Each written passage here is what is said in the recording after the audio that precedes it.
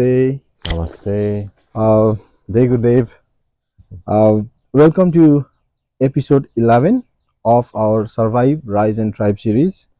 I have been doing this podcast for 10 episodes now, and I want to make something special for this episode 11. So, if you have watched my all 10 episodes, there were people from Nepalese community only. Now I'm going wide, and we have Akshya Basu from India, but uh, he has been living here in Canada for a while now, and I'm very excited for this episode, especially because um, this is a new genre for me. This is kind of a science and spirituality musing mixing, and the topic is really interesting. So, hope you will like it. So thank you so much for accepting my request, Akshay. I know it's a Sunday, it's 9 a.m. and it's a lovely weather. Thank you so much for giving us time for this, and welcome to the podcast. Thank you. All right, so let me start with the introduction. I have known Akshay and I have seen his website, I've seen his all things to understand more, and we have made a lot of time. We are in different session together, but when I see your profile, it's psychiatrist, especially in the geriatric psychiatrist. You have done MBBS, MD, MCR, psych, so many stuff there. Especially your skills revolves around pharmacotherapy and psychotherapy, which looks really fancy. But yeah, so you have been to UK as well from 2002 to 2010, and Newcastle University, and you are here in Canada from 2010 to 15, so 2010 to till now, right? So, and you are a author of two books, which we'll talk more about it in our podcast. And the real thing for me was you are a combination of a real scientist and the spirituality teacher, which is a really need of our, I guess, in this area. So art of living, you're a teacher in art of living as well, and we are here in the art of living side as well. And you have a stellar profile, but I want to ask you this question: that who is Akshya Vasudev? What a great question. Well, thank you for the introductions. Our introductions give us the basis of having a conversation. But conversations lead us to nowhere if you really look at it. The question which Yogi asked me is the basis of life. Who am I? Do we even think about that? Do we ponder over who we really are? We are given a name by our parents or grandparents usually. And then life happens, from being a young innocent child to a lot of pressures imposed by society, imposed by peers, imposed by our work. And then we start losing the pure idea of innocence which is within us. So the true answer to who we really are is, I don't know. That's how Gurudev says. So the spiritual journey is to think I know something, to recognizing I know a little bit, to then finally manifesting I don't know.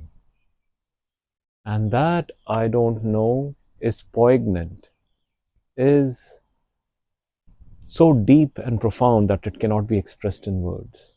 So the answer to your question is, I really don't know. Okay, I expect that answer. Thank you so much, Akshay. So in your book, you have mentioned one topic, setting the tone, right? I really like that word, so I have taken that word here. My second question to you is like setting the tone now, right? What can our audience expect from this podcast?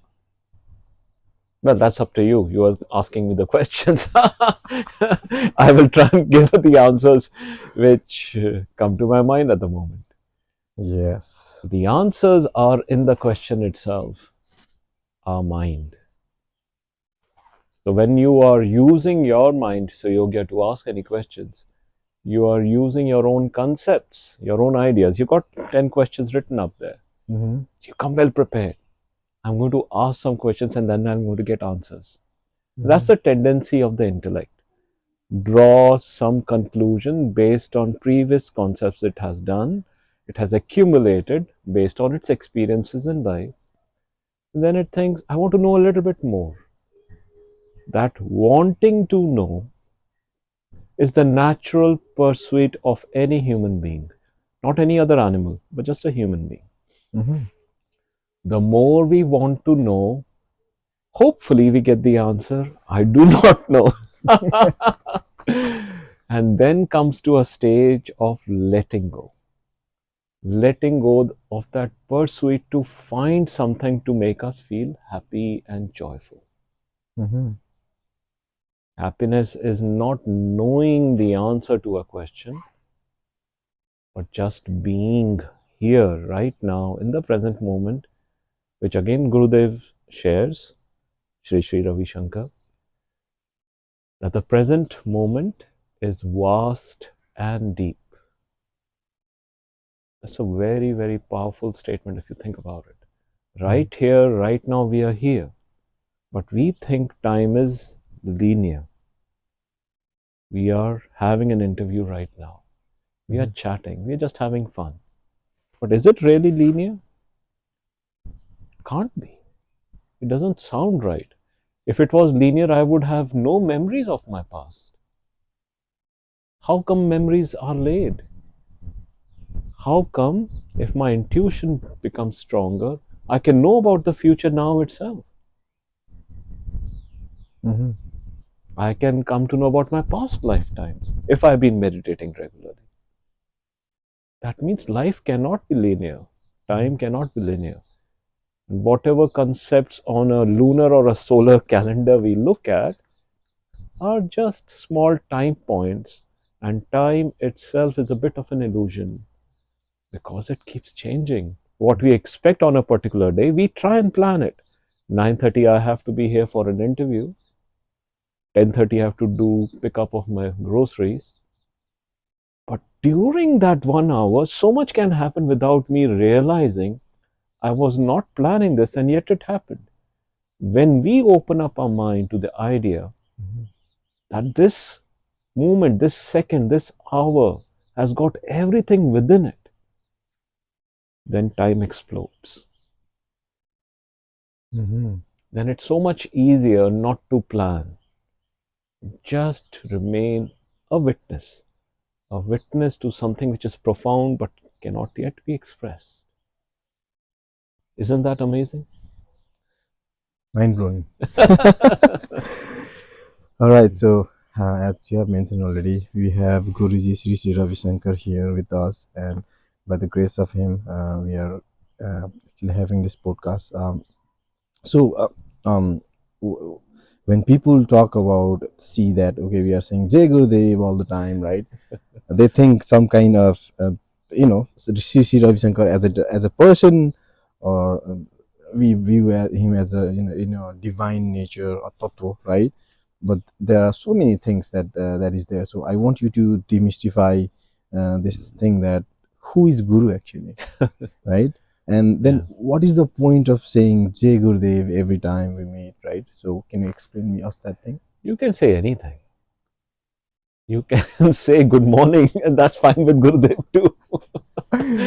Because Gurudev is just a name that he has allowed his devotees, his seekers to say, okay, you can't call me by my name, you want to give me some reverence, call me Guru.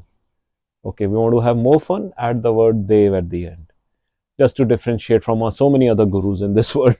Okay, had Dev. Oh, and oh, you want to make it happy? Like everybody should praise the divinity in all of us? Okay, add Jai as well. So, Jai Guru Dev literally means glory to the light, the source of all wisdom, all the information, all the wisdom that we are sharing from lifetimes, from the ancient seers who were enlightened folks, enlightened human beings.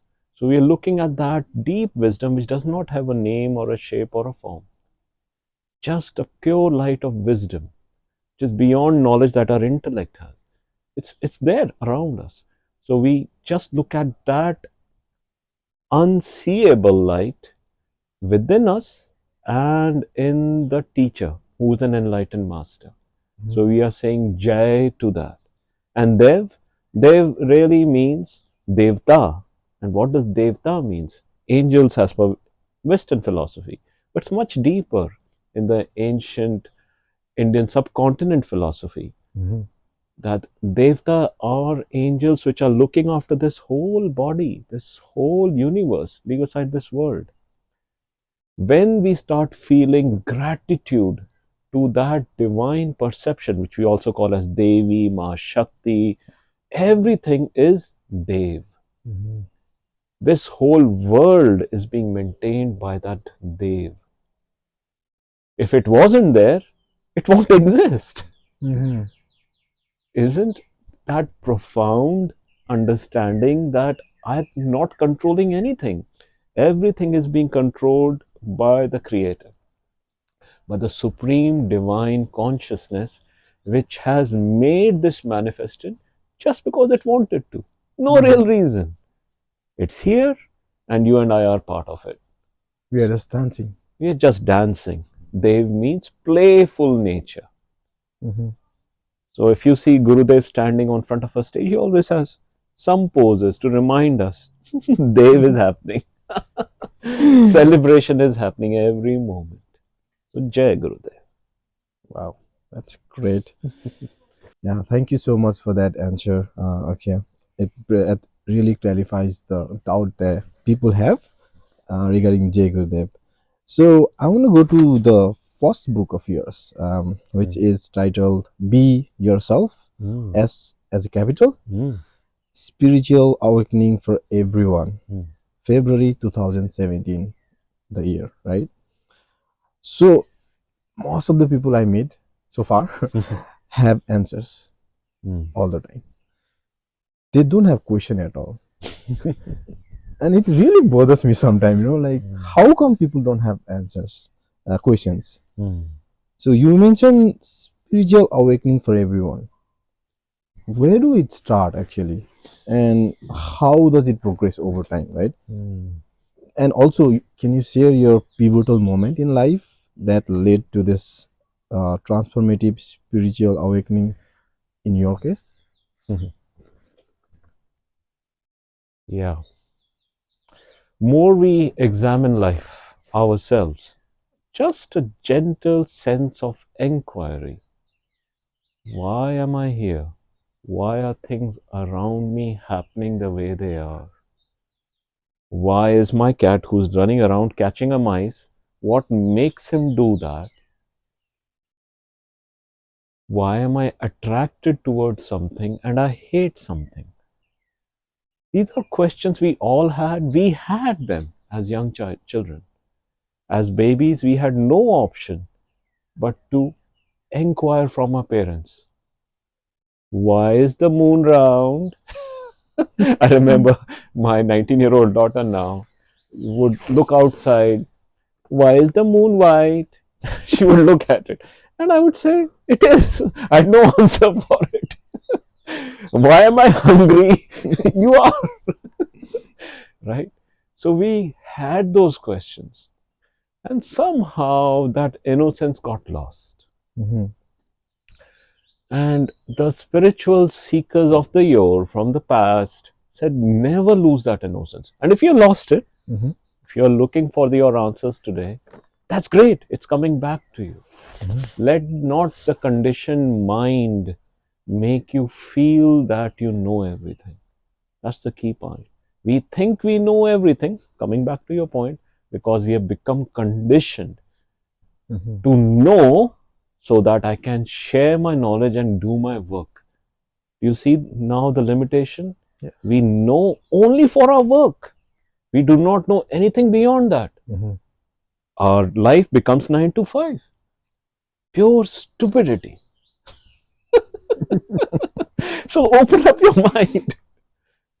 So my journey started by having an open sense of an idea that I know something, but I don't know most of it. Somehow that by grace alone, I guess. Mhm. I had that idea that I am a physician now. I want to know a little bit more. My patients tell me something, but I don't understand their mind. Mhm. So I want to really know, how does the mind work? Mhm. How does the intellect work? What is this ego business? Why are some people got an antisocial personality structure while others are loving and caring? Mhm. What makes it different? Started inquiring, and then it was initially I thought I was curious about the whole world. Finally, when I turned inwards and recognized I am also part of them, I am being stupid, I don't know anything about myself. Why don't I inquire myself? And that's when I met Gurudev. Started to learn his teachings. Mhm. Started reading the ancient scriptures and recognizing I know nothing, but those ancient scientists knew everything which should be known to allow you to become unknown. And that process blew my mind. Mm. So, the biggest people who changed my mind are ancient enlightened masters from India. Gurudev suggests read Vashishta Yoga. Mhm. It has, like all the Puranas, all of Bhagavad Gita, all of Bhagavatam, all hidden within it. Mhm. Those ancient scriptures are what we should be reading, not BBC News. Every and morning. what Trump did today, he had taken tariff forward and then back. What game is this? It is a game. If you go back to Jai Gurudev, the Guru itself is having fun. Why are you labeling a man called Trump as doing all of this? Right? So going back into the past, I was in Mexico, Mhm.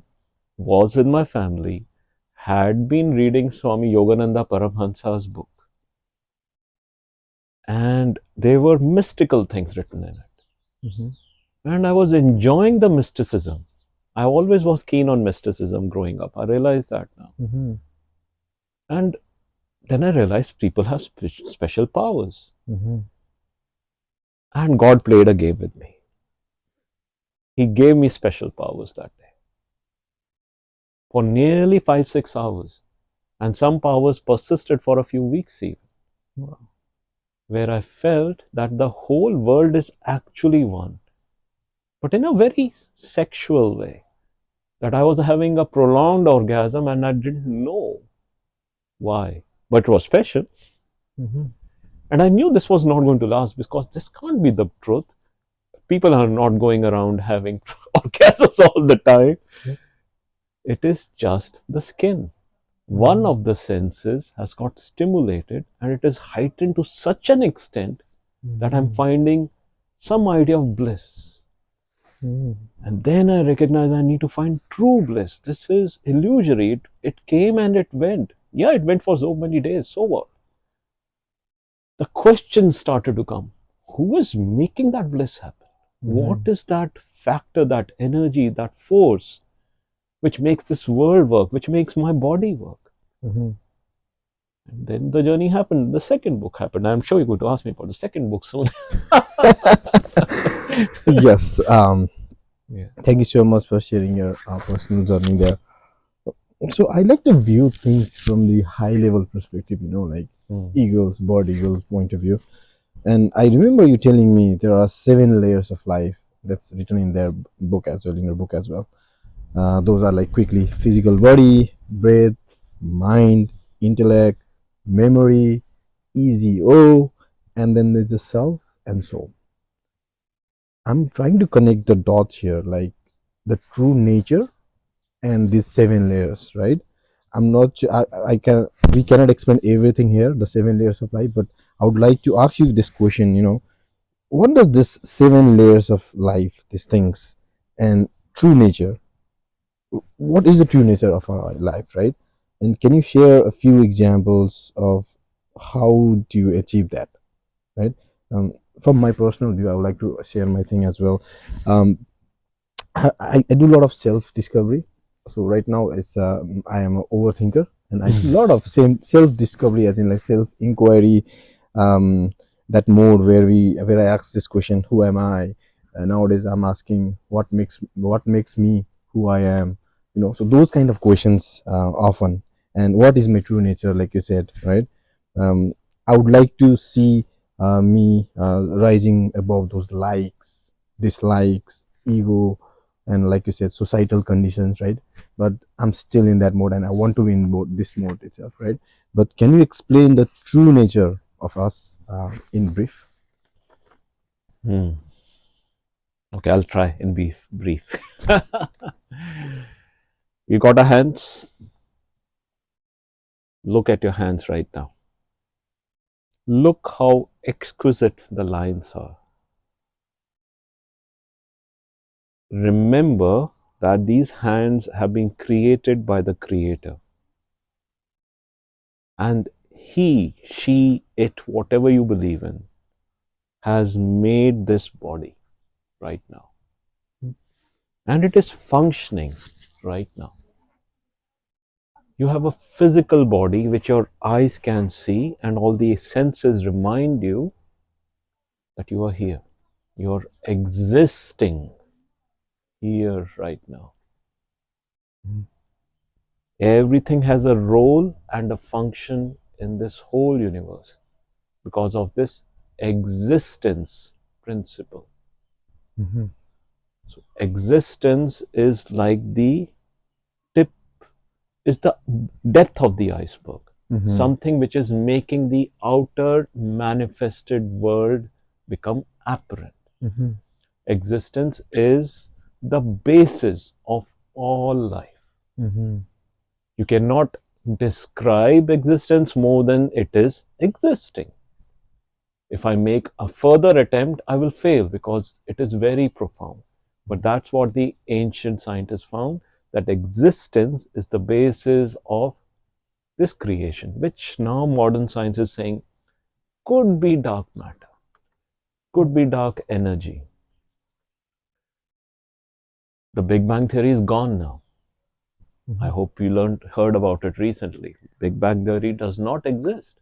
They have destroyed it. Some people are now showing from the new telescope, Mm-hmm. James Webb, confirming that there is dark matter 100 times bigger than the visible matter. Mm-hmm. So, which is true?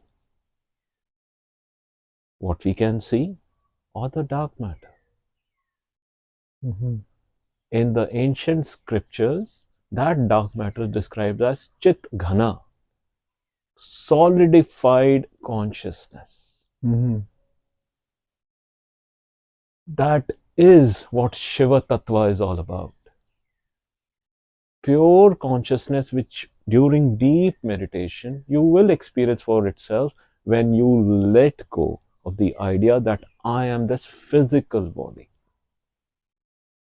The physical body exists only because of existence, Mm-hmm. because the cells are dying. Every day when you have a shower, you literally drop a few 100,000 cells down the shower. Mm-hmm. They're gone. They were part of you. Yeah. They're not part of you anymore. Mm-hmm. So, which is true? This body, or those cells which are gone, or something deeper? Mm-hmm. That is what a spirit of inquiry is. How Mm-hmm. can I be those cells which I thought were mine, but they're no longer there? It's changing. It's changing. I eat something, I enjoy my meal, but I think I'm enjoying, but it's actually the bacteria in my gut which are eating all the carbohydrates, fats, and proteins, and then they leach out Mm-hmm. sattva, the positive energy, into our body. Mm-hmm. Modern science doesn't even recognize what sattva is, but it's just a general feeling.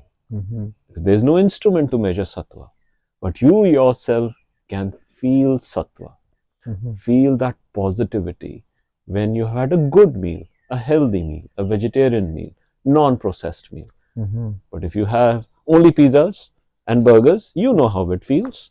You feel tired and lethargic. You've gone down to tamas.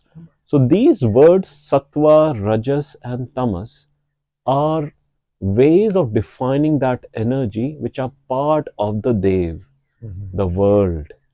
Beyond that, beyond sattva itself, is pure existence, which is subtler than the gross body and subtler than the mind itself.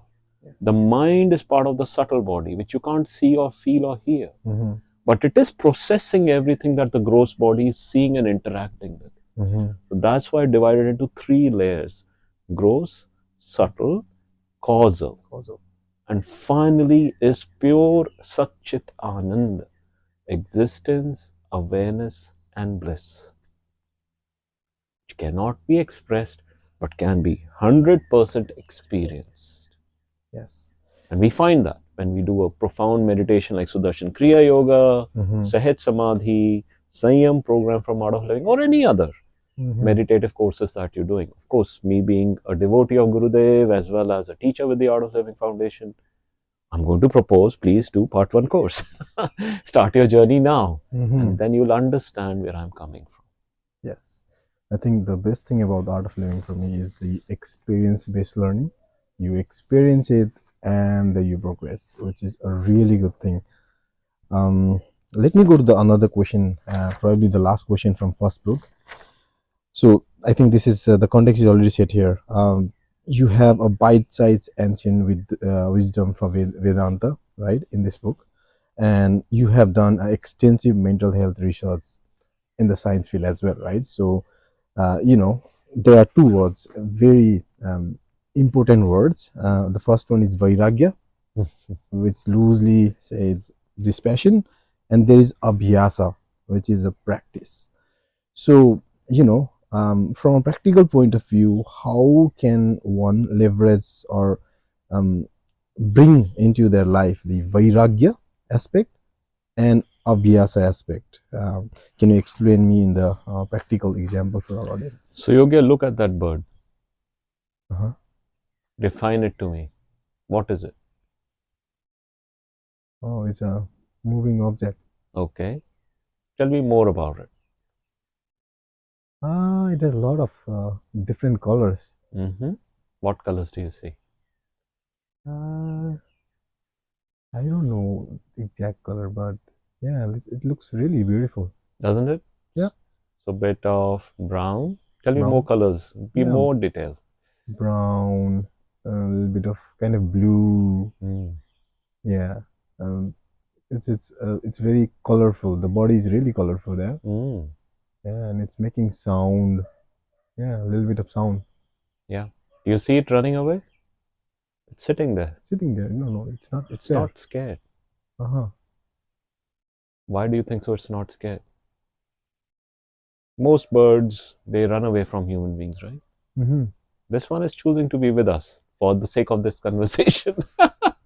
Why? What's happening right now? Maybe that bird likes us. That's a simple analogy, right? Mm-hmm. Yeah. But this cat's running around, and with the cat, it might get scared. Yes. But as human beings who are settled in sattva, animals come to them. I see this all the time. Birds will literally come and sit on my lap without any reason. Why? Because I have no hatred or craving for them. This cat doesn't leave me. I can't even meditate because he literally sits on my lap when I'm meditating. If I don't, he starts shouting. Because they love that positivity, that energy. To get to that energy, and his tail might come on the video, to get to that energy, we have to let go of the idea that I'm possessing something.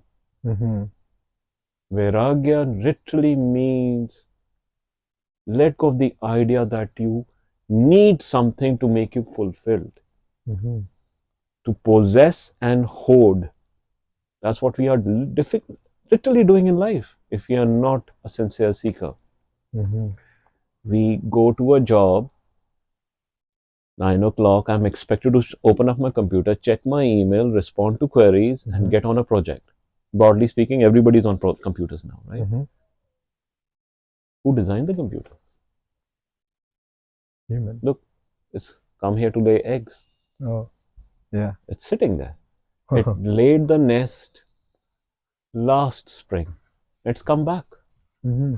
Now is the time. Nature tells the robin to lay beautiful blue eggs every year, this time of the year. It is completely in tune with nature. Mm-hmm. What are we doing? We are in tune with nature with our computer. And we have forgotten we have nature. Mm-hmm. No, I'm not saying stop doing your work. No, no, no, don't stretch that too much. But once you know that you are doing it, this robin will have no problems of letting its babies fly away Mm-hmm. when they are grown up. What do? We hold on to our kids. If you don't do it this way, I will be unhappy with you Mm-hmm. because we become so attached. A mother will always have some sense of attachment needed for that mother robin to look after its babies. But when they are gone, it has moved on. Mm-hmm. Letting go is Vairagya. Once we recognize that everything is so beautiful, Mm-hmm. Satyam, Shivam, Sundaram starts making sense to us. Everything is beautiful. But the moment I try and go and grasp it and I claim it as mine, the beauty is gone. Mm-hmm. Beauty literally cannot be held. It is Satyam. This is Mm-hmm. the truth which cannot be changed. This is Shivam, Shiva. This is the Tattva that we talked about. And it is Shiva's own grace Mm-hmm. that this world is exquisitely beautiful. When we have gone beyond our cravings and our displeasures. Mm-hmm. When we learn they are stupid, I was stupid, let me let go of the stupidity, then every moment is ecstasy. Mm-hmm. So it's not that hard, is what I'm really trying to say. Yes. All right. All right. So this is the end of the first book. I'll go to the second book. Now, the second book is very special. Again, it's called Cognitive Non-Duality Therapy: Musings of Monk Psychiatrist. And as you said before, you have written this after 8 years of first book, right? It took you 8 years to write it. You published it on July 2024. Um, I have read both books. The second book that we are going to talk about is, I feel it really heavy, and certainly it's not for the beginners. Please read first book Yeah. and then come to second book, and I think that's how you plan that as well. Mm-hmm. That, why is it special for me? Why is it heavy for me? Because it led to many questions of my existence at 2 p.m. midnight. 2 a.m. Okay. 2 a.m. Yes, you were and awake thinking. and the question was Good. literally the same. Who am I? I'm going deeper into it now, right?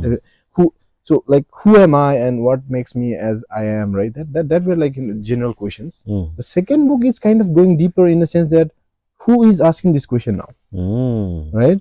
Is it me asking the question, or is there any unchanged entity in me, right?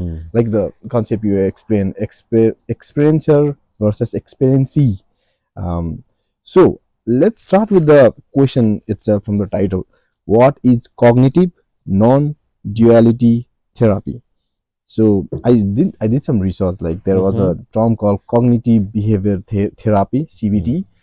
It's a combination of wisdom from Vedanta, so that we can be stress free and enhance our self awareness. That's the Google part of it. But I'll let you explain the term first. It's very heavy. It feels. Did you like the title? Yes, Okay. absolutely. It attracted you? Non-duality actually Okay. attracted me. If I had a plain blank sheet of paper and said, okay, now read this book, there was nothing on the front page, would you read it? I think now I have. If I didn't read that, obviously I will not read that. Exactly. It would be blank. Yes. Our mind has a tendency to be curious, like we just talked about a few minutes ago. Mm-hmm. So when it sees a new concept, Mm-hmm. it finds it very attractive. Got it. And I was aware of this tendency of the mind when I thought about the title of the book. Then I had to design the cover, which not only the title, the cover also needs to be attractive. People's mind goes there. The Mm-hmm. senses make it say, oh, the intellect is getting attracted. This is a new concept. I don't know about it. And the page, like the cover design, I've tried to make Yes. that This there is. is beyond nature, there is an analytical part, that's the right side of the brain and the left side of the brain, and they think differently. Mm-hmm. And there has to be something beyond it, because that doesn't mean the whole picture. So Mm-hmm. somebody who's really curious and has a thought of inquiry will recognize, yes, there is my right and left side of my brain, but there is maybe something beyond that. Let me read that. Yeah. So, and that's why it becomes a page turner, but Mm-hmm. not in a typical way. Mm-hmm. I've had people who have read the book and said, I read your book in 2 hours. I said, what? It was over the top. I said, yes, very good. You didn't understand it at all. I was waiting on, so I just met somebody in my clinic, and he said, Mm-hmm. yeah, I read both your books and I finished them in 2 weeks. And he was very proud about it. I said, okay. And how are you feeling now? Confused.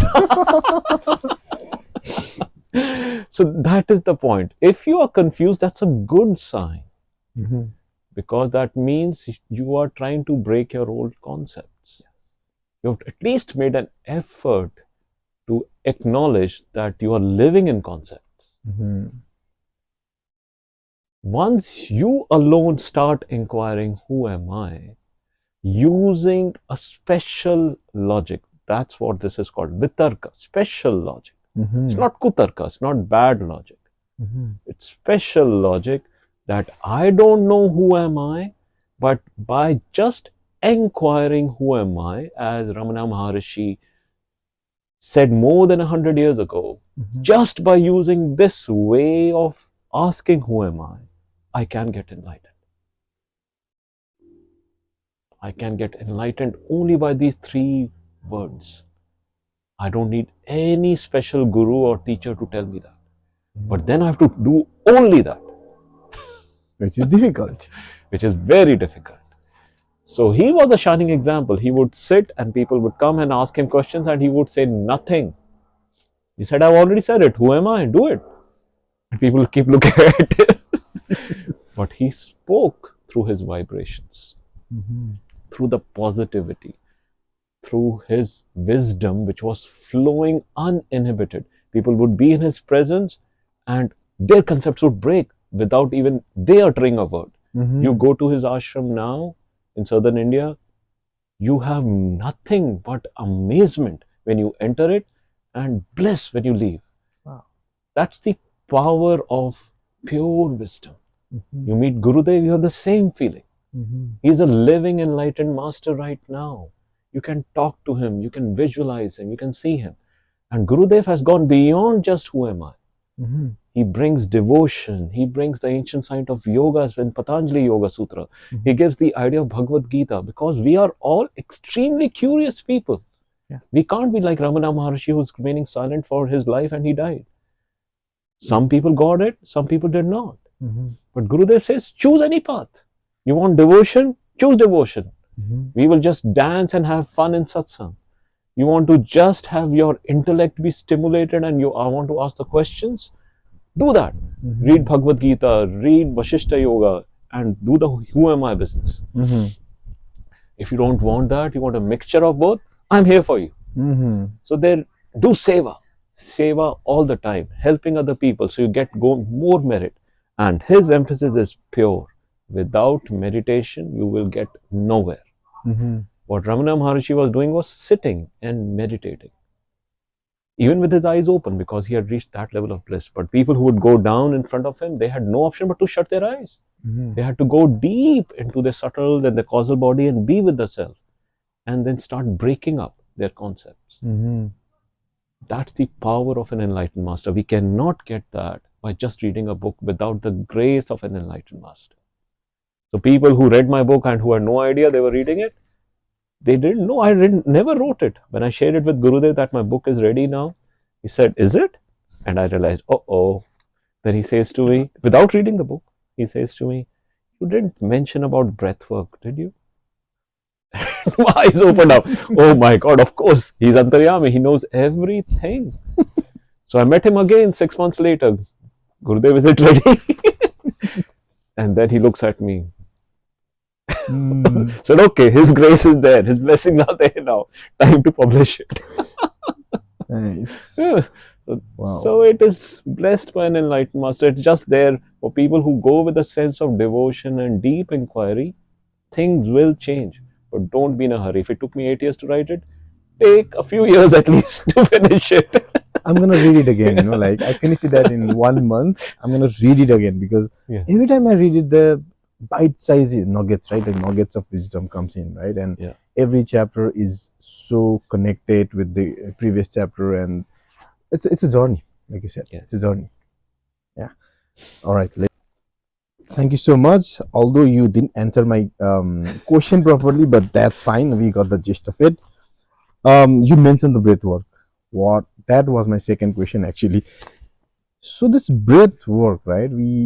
Everyone knows that the breath is important, right? It's a experience based learning when you do a breathing exercise.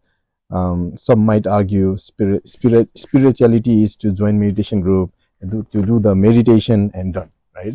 So there's a misconception as such. So can you explain how do you connect this breath, meditation, and spirituality? How do you do that? For that, you need to do the part 1 course, which you have, but Okay. not everyone who's listening to us today. Mhm. You for yourself will experience that the breath has innumerable number of secrets within it. Because we are talking a little bit of material science, let me give you the understanding now. Okay, before going there, let me share my experience when you Please. talk about part Good. 1.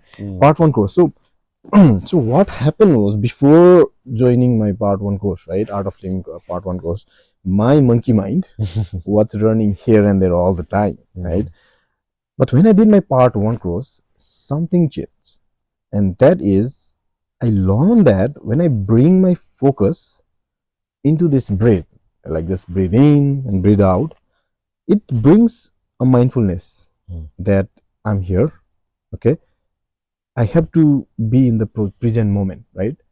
So that's how, with the breath, the mind wanders, but I am going to like focus on the breath and be in the present moment. So it didn't happen just like that. So many times it went away. The monkey mind always flew, but I have to keep doing that. That's why the Abhyasa is important, right? Every day you do it, and then you bring your focus to the breath.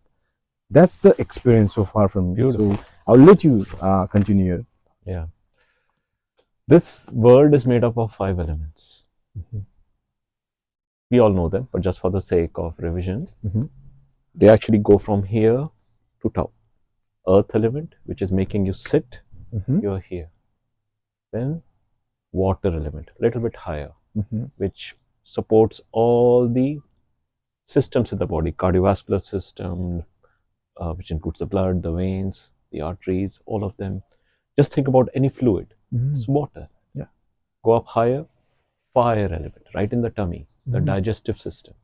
Breaking down. Breaking down everything, but the fire is in every cell of our body. But again, it's there. Then go up higher, air element, which is in the breath, the air. And finally, space element, in which we are literally sitting in a sea of space, right? So when we chant Om Namah Shivaya, Om means pure peace and love, which is the basis of the creation, the Satchitanand that we talked about. Namah Shivaya, Namah Shivaya, 5 elements. They are representative of those 5 elements. So when we chant that mantra, we are going by giving our obedience, our gratitude to that principle which is making this world happen. Amongst that, the breath is very powerful. It's tangible. Vayu. Yesterday was Hanuman Jayanti. Vayu, the son of air, was Hanuman, an incarnation of Lord Shiva. And what does that really represent? Gurudev says it so beautifully, and I just meditated on it and I got such a deep vision. He says Hanuman means Agya Chakra. Go down to the middle of the eyebrows, and with your awareness, you will understand who you really are. I've given my answer. Breath itself can lead to enlightenment. But to get to opening up your Agya Chakra first, you have to let go of the idea that you are your mind and its thoughts, its emotions, its concepts. So it's a journey. So when you do the part one for the first time, you will automatically feel a deep sense of rest, which you likely have not experienced before. You have not done meditation before. And that is the clue of Satchitananda. Then as you keep doing it regularly, all your chakras and nadis will open up. It will happen. Dependent on your sincerity, one factor, and time. Third is grace. Only these three factors separate you from enlightenment right now. Once you allow, all three factors come to your side right away. Grace is already flowing. You've attended the part one course. You've done a silence course. So grace is flowing. Without His grace, you won't have even attended it. Sincerity. You are sincere, clearly. You're asking me questions. You are very curious. Without having a sincere, questioning mind, we are stuck in our concepts. We have to break a concept to get a new one, and then break it and keep breaking it till you finally get to Sat Chit Anand. So the breath allows us to go deep at the level of the Vayu element, and then recognize that I'm space itself. And then finally you get a recognition that you're the controller of the space as well. I am the pure self, which is controlling all these five elements. I'm living in this world, yet I'm not of this world. I am the pure self, and that's what cognitive non-duality therapy stands for. Cognition is special logic. Thinking about thinking itself. Thinking about thinking itself. Non-duality is my own impression that I am different from others breaks away. And I finally recognize I am only one non-dual consciousness. And I have to use the word therapy just to make it realize I'm doing something to get there. So let's start by doing Kriya at least. Yes. Oh, that was heavy. Okay. Thank you so much. Yeah, listen to it again and again. Yes. Let's talk about Art of Living Foundation now. Yeah. So we understood that, okay, breath work is necessary, meditation is necessary, we need to practice things, but one need to understand how do I start it, in the right way. Again, there is a right way also. How do Art of Living help the one in spiritual journey, right? That is the question. I'll share my story. Please. So personally, I've been doing sky technique, this Darshan Kriya technique, almost every day. Almost, yeah. Okay. Honest. The courses, I did that courses because there's a hardware part and there's a software part, right? So to upgrade my software, I keep doing it, doing the courses like part A course, Art of Living part A course, and I did part 2 course, silence course, and I did Samadhi course. So it was upgrading my software, right? And combined with the satsang and wisdom knowledge point. So I keep reminding the fact that the whole purpose of this is to go to your true nature. So I keep on doing that, and AOL Art of Living has given me this platform, right? And also along with you, I'm also doing a Gita classes, right? In Hindi, in English. I'm also doing a Astabhakra Gita with Soumya. So the point here is, I didn't ask for it actually. It flows to me, and I just say, why not? Let's have a good fit, right? That is what it is. And maybe my patrata has increased over time, due to which I'm qualified for this divine knowledge and all, right? So my question is, and also the benefit of it is it helps me grounded. I'd like to share a story. So my home in Nepal is like very near to the place where they burn the dead people, right? Yeah. I used to go there. It's called Paspatinath. You have been there, I guess, right? So Paspatinath Aryaghat, I used to go there. Why? Because it keeps you grounded seeing the people burned, right? This materialistic life always makes me go crazy, obviously, right? And that time I don't have the outlet for that, and I used to go there to see the things and then absorb what's happening there, right? And it really keeps me grounded, and something that destroy my ego, right? I know everything, I have achieved this and that. Those ego, when those ego comes up, I used to go there, and I think art of living has been a good outlet for me as well. But uh, can you please briefly tell me how art of living help in the spiritual journey of our audience? If you're listening, you're probably curious. If you have not already done the part one, you'll probably consider doing it based on what you're hearing today, based on two stories of two sincere seekers. You might be already on the path, you might have already experimented with other ways of understanding the purpose of life. I myself followed Chinmaya mission for a long while. For me, both Chinmaya mission and art of living were going hand in hand, glove in glove. Hand in glove, sorry. Like, because one place I found extreme amount of knowledge, but no meditative experience, no experiences at all, but just pure bookish intellectual knowledge. It was good for the intellect, but made the ego go up. But I know it. When I finally met Gurudev in person a few times, then I recognized I do not know it. And now I meet senior acharyas, senior teachers of Chinmaya mission. I just share there has been no dissonance in my mind of letting go, some anger, some regret. No. Because everyone finds their own guru when it is the right time. We all have to be on this journey in our own way. So me saying you need to do art of living, that would be stupidity. You have your own journey. Stick to your own journey when you know what your heart is telling you to do that. Only your heart will decide what you need to do.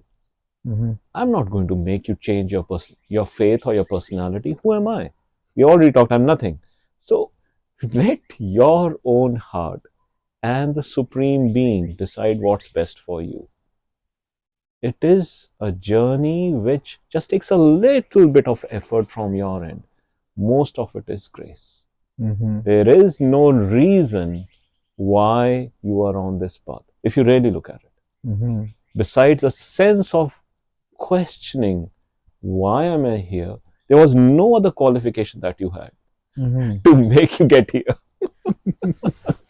That brings your ego down immediately. Yes, definitely. Then a stage comes, then you realize ego is just a part of this body, mind, intellect, those 6 other layers that we talked about. It's just part of the equipment. It has to be there. Gurudev says it very beautifully. Stop trying to destroy your ego. It cannot be done. So if you're going in the hand, oh, it's my ego, it's causing me problem, I can't get it. That's the nature of the ego. The ego wants to say you are there. But when you go deep into meditation, through dispassion, through Vairagya, through exercise, through Abhyasa again and again, you recognize during meditation itself, you're completely dispassionate. But during the working life, I can't just go out on the street and say, hey, you are peace, love, and joy, stop doing what you're doing. They all have to do what they have to do. I have also got to do what I have to do. After this, I have to go and do groceries. Yes. Stop. An enlightened master also does groceries. So choose your path and stick by it. Mm-hmm. Or don't stick by it and enjoy the show too. Whatever you want. It's your journey. So enjoy it. Thank you so much, Akshay, for answering that question. I hope you get some gist of it. If you want more information, obviously Akshay is there. I'm there. So many devotees of art of living are there. Please reach out to us. And also, Akshay. So my next question is: okay, let's see. I'm interested in this thing. Okay, how do I join one? Right. Um, how do I start my journey with AOL? Well, we've already given a hint from the previous question. Mhm. It will happen. You have no role to play in it. For me, it also happened the same way. I was literally forced into doing the course. That's a separate story. But on a practical level, you can just go on the website of artofliving.ca or whichever country you are in. Art of Living has branches in more than 188 countries now, nearly the whole world now. Mhm. And you will find a part one course to begin. It's as simple as that. Mhm. There And are online programs, there are in person courses. Just look it up. We live in a connected world now. yeah, and I heard you guys are doing it on May. Can you tell a little bit about that as well? Mm-hmm. So we had a strong intention amongst all the devotees, volunteers, seekers, teachers within Art of Living here. We are a group of around 150 plus people who are regular people who are coming to the programs. We said we've got to do something big. So Mhm. we've taken an intention, and the first weekend of May, May 2nd, 3rd, 4th, here in London, Ontario, we will do at least a 50% course. Wow. So a 50% part one course. So we've hired out a school, and it will be 9 hours of pure bliss. Saturday, Friday, Saturday, Sunday. So look it up on my website. So Yoga has it on his information on his website, Yes. or lots of or Facebook profile, other social media. Mhm. It's being splattered as we speak. Come Yes. join us. Great. All right. I have two more questions, Akshay, for you now, and it's kind of the same question that I ask everyone at the end. What's next for Akshay now? What do you look forward to in life in this moment? I stopped doing that. And the I'm reason? sorry, I can't give an answer to that. And the reason for that? There is no point. Do you see where I'm coming from? If every moment is a celebration, why am I planning? But at a practical level, I know you won't be satisfied with that answer. At a practical level, I'm continuing to do my work. I'm still a full-time psychiatrist, work out in the community, see people everywhere, retirement home, nursing homes, clinic, wherever they are. Mhm. I keep doing my part one course. Hopefully, I'll be a Sahaj teacher this year. Do some more courses, sleep and anxiety protocol, become a silence teacher one day, maybe whatever the grace of Gurudev falls. Mhm. Maybe go on book launches in different parts of the city. We are going out to Calgary in in May, mid-May. We'll be in Calgary doing a book launch there. Mhm. We're doing book launches anywhere, everywhere else in the part of the world. Did a book launch in India, which was a grand success. We did one book launch here in London. So, sharing the knowledge. That's what we are Yes. here for. Doing seva for the people. And that's, yeah, sharing knowledge is the best form of seva. But if you are a person who used to need the hands, come do physical work as well. Mhm. I'm an intellectual guy, so I think. I'm sharing my thinking. Yeah. Whatever way can it help, that's great. Yeah. So the last question. Thank you for sharing your plan, although it was not a plan, but yeah, thank you so much, Akshay. The last question for you is, so I have asked this question, and in my 31 years of experience, physical existence, I never get the same answer to this question. And the question is, what is life for you? Hmm. Life is life. That is the answer. Life, if we try and boil it down to a few words, then we are doing it injustice. Life is consciousness, and there is silence. Can you define silence for me? So it's a stupid question. And I tend to ask stupid question also, because Yes. no question is stupid for me right now. So Yes, all um, questions are beautiful, but when we're saying it's stupid, in the in sense the sense, I'm breaking that concept. yes, Yeah. that's great. All right, so let's end this podcast with Gurudev favorite knowledge point for you, right? Sure. For me, it is Mhm. I am nothing. I want nothing. I do nothing. I Yes. think that summarizes our whole point of talking, podcasting for me. What is your favorite Gurudev knowledge point? And let's end this podcast by saying that. It's important to have an idea of the mission of art of living. Why is this all happening? I want nothing, I do nothing, I'm nothing, then you are stupid. Then. Sorry, I'm using that word again. No problem. Right? You are not stupid. You are using your mind to go deeper inside. You are a question of using inquiry. Mm-hmm. But art of living is not just doing meditation.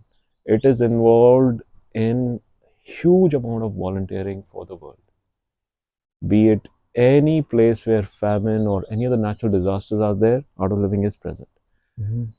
There have been so many examples of how in the Russia-Ukraine conflict right now, art of living is down on the ground. Mm-hmm. Be it in Palestine, Gaza, in the US, where so many gun shootings have happened, art of living is there. Be children affected because of shootings and mass killings, or adults being affected, art of living is there. Mm-hmm. Why? The vision is very simple: a stress free and a violence free society.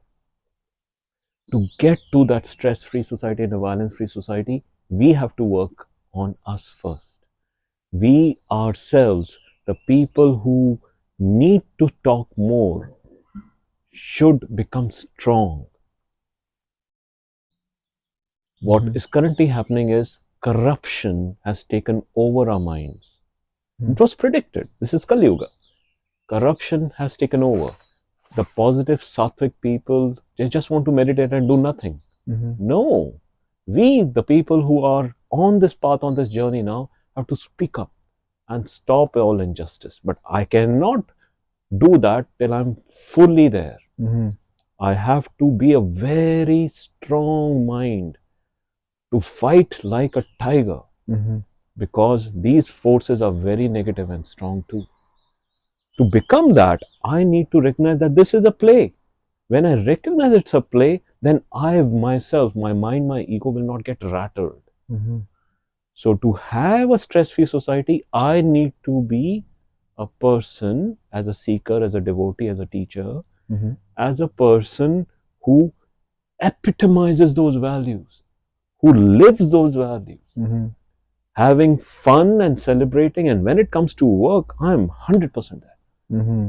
And I'm sharing the knowledge openly so that people get this and Mm-hmm. they live happily. So, stress free, violence free society. Okay, let's end. One society, Vasudev Kutumbakam, one society which has got one goal. Mm-hmm. I saw so yesterday we were celebrating the Ram birthday, I think, right? Hanumanji's birthday yesterday, Hanuman's birthday. Hanuman So Jayanti.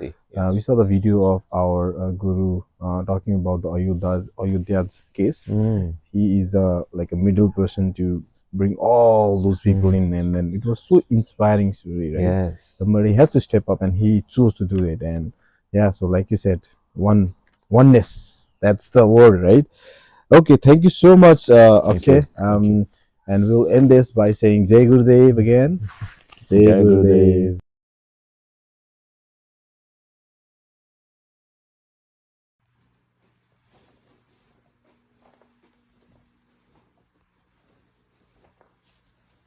Jai Gurudev. Jai Gurudev. Welcome to the Art of Living London North Centre at 405 Elderberry Avenue, London, Ontario. Gurudev is here in our hearts and physically as well. Yes. All right. This is good. I have taken the picture as well.